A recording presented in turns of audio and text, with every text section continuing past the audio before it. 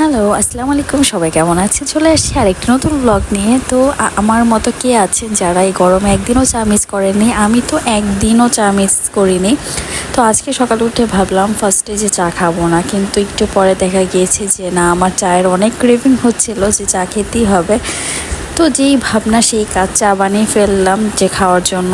এখনও আমার নাস্তা করা হয়নি, তো নাস্তা করব ভাবছি। আর অনেক দিন ধরে সিঙ্গারাও খাওয়া হয় না, তো ভাবলাম আজকে চায়ের সাথে সিঙ্গারা খাবো।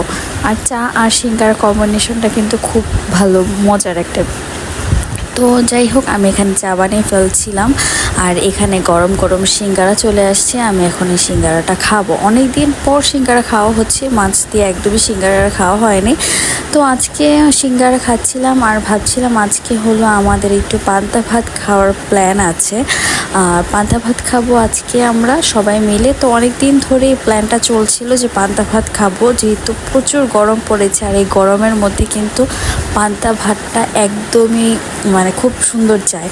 তো যাই হোক, এখানে হলো মা এগুলো রেডি করেছে, এত সুন্দর করে সাজিয়ে নিয়েছে সব কিছু।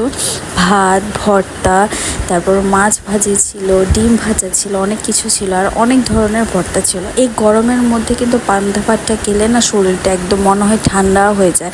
যে একটা আছে না, যে গরম ভাত খেলে আমাদের যেমন অনেক অস্থির লাগে, পান্তা ভাতটা খেলে কিন্তু একদমই এমন লাগে না, আর অনেক বেশি ভাত খাওয়া যায়।